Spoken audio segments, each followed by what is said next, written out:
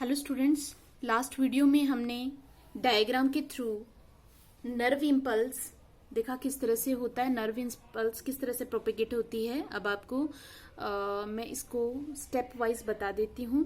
अब आप पहले डायग्राम के थ्रू एक्सप्लेन कर चुकी हूँ, तो अब आप स्टेप वाइज बहुत इजीली समझ जाएंगे। Disturbance caused to the membrane of a nerve fibre by a stimulus results in leakage of sodium ions into the nerve fibre. ये आपको बता दिया था। Entry of sodium ions lowers, जैसे ही एंट्री होगी एक्सॉन के अंदर, उसकी वजह से ट्रांस मेम्ब्रेन जो पोटेंशियल डिफरेंस है उसमें चेंज आ जाएगा। मैंने आपको कहा था कि वोल्टेज गेटेड चैनल्स कब ओपन होते हैं, जब when there is change in potential difference. 2 times हो गया यहाँ पे पोटेंशियल डिफरेंस। तो पोटेंशियल डिफरेंस किस वजह से हुआ कि एक्सॉन के अंदर बाहर से क्या आने लग गए, सोडियम आयंस। तो पहले थोड़ा सा चेंज हुआ, वो जैसे ही पोटेंशियल डिफरेंस में थोड़ा सा भी चेंज आएगा उसको वोल्टेज गेटेड चैनल सेंस कर लेंगे और एकदम से वो ओपन हो जाएंगे।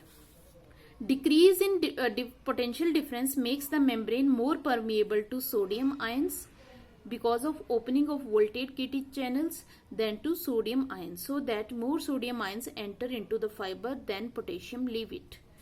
ठीक है।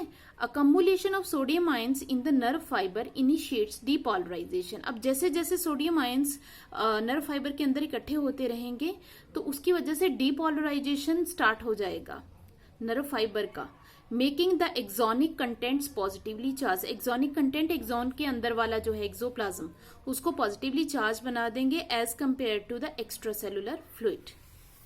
अब बार बार जब ये ऐड होते रहेंगे पोटेंशियल डिफरेंस रीच कर जाएगा जीरो के बाद ये पहुंच जाएगा +30 मिली वोल्ट तक। ये एक्शन पोटेंशियल की पीक है, ये आपने याद रखना है। It is a peak of action potential, that is +30 millivolt. इतना बड़ा चेंज आएगा। और तो 1 सेकेंड का भी, ये बहुत मोमेंटरीली, मैंने आपको कहा था बहुत थोड़े टाइम के लिए आता है, 1000 पार्ट ऑफ अ सेकेंड, इतने से टाइम के लिए होता है ये। अब क्या होगा, permeability of a depolarised membrane to sodium ions then rapidly drops. एकदम से वो जो चेंज आया था परमिएबिलिटी में, वो एकदम से फिर से खत्म हो जाएगा, क्योंकि अब बहुत सारे सोडियम आयंस अंदर हैं बाहर के कंपैरिजन में। The membrane now become more permeable to, अब परमिएबिलिटी किसके लिए बढ़ जाएगी, पोटेशियम आयंस के लिए as compare to sodium ions, क्योंकि अब हमें मूवमेंट किसकी चाहिए, पोटेशियम आयंस की मूवमेंट चाहिए। अब accumulation of potassium ions outside the nerve fibre initiates decline in action potential. तो क्या होगा, एक्शन पोटेंशियल डिक्लाइन होना स्टार्ट हो जाएगा इसकी वजह से। कैसे, क्योंकि सोडियम आयंस क्या होने लग गए, अकमुलेट होने लग गए बाहर, मींस बाहर पॉजिटिव चार्ज ज्यादा आने लग गए तो एक्शन पोटेंशियल कम होने लग गया। Sodium potassium pump start working, उसी टाइम पे सोडियम पोटेशियम पंप वर्क करना भी स्टार्ट कर देगा और एक्टिवली जो है सोडियम आयंस को बाहर निकालना स्टार्ट कर देगा और पोटेशियम आयंस को अंदर भेजना स्टार्ट कर देगा, क्योंकि हमें -70 से -80 नहीं चाहिए, हमें -70 तक ही मेंटेन करके रखना है।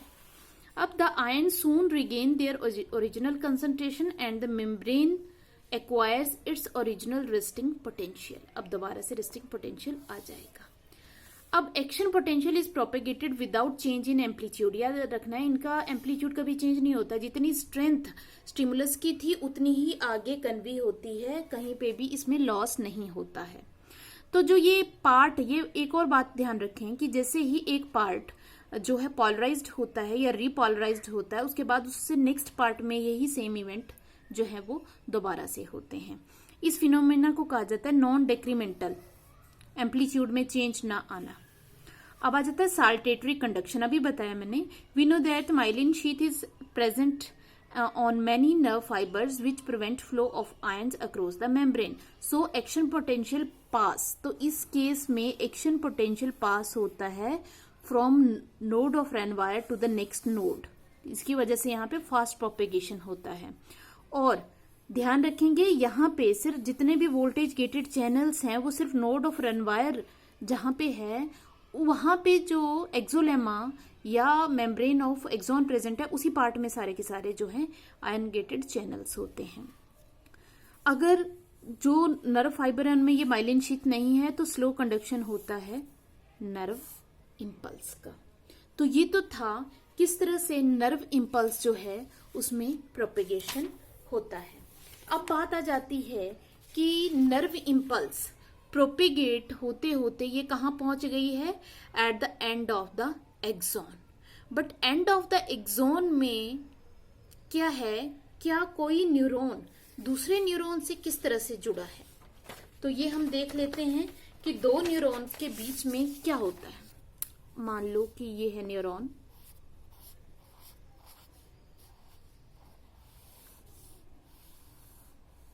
ये आ गई इसकी टर्मिनल आर्बोराइजेशंस यहां पे, ठीक है।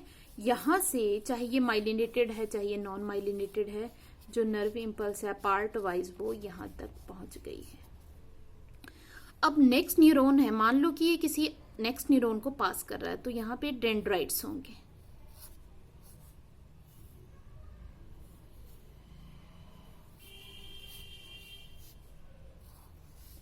ये नेक्स्ट न्यूरॉन, तो यहाँ पे कोई भी दो न्यूरॉन एक दूसरे से डायरेक्टली नहीं जुड़े होते, यहाँ पे बीच में एक गैप होता है जिसको कहा जाता है साइनेप्स। अब साइनेप्स पे क्या होगा, किस तरह से जो स्टिमुलस है वो आगे पास ऑन होगा। तो यहाँ पे आपको एक डायग्राम के थ्रू पहले मैं बता देती हूँ। It is the synaptic knob, ये यहां से यहां तक का जो पार्ट है